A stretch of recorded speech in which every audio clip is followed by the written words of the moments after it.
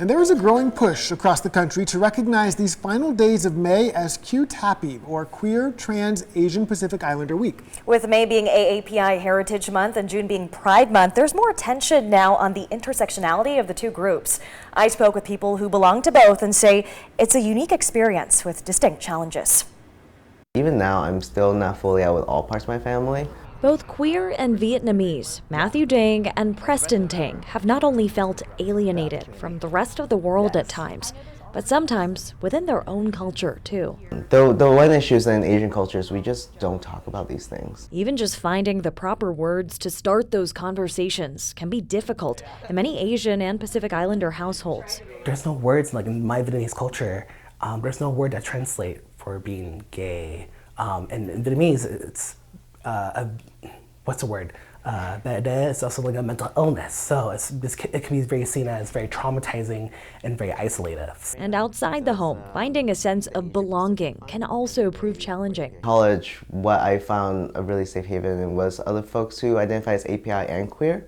I went to like some of the queer gay spaces, and I didn't feel represented. It was very kind of a lot for me.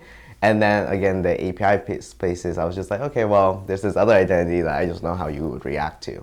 That's why they decided to create their own refuge here in Las Vegas. Myself and a few other members, we came together because we saw a need in Las Vegas. We couldn't find an organization that we can create safe spaces to have open and frank conversation that issues that affects us within the API LGBT community. In 2019, they founded SNAPX, the Southern Nevada Asian Pacific Islander Queer Society.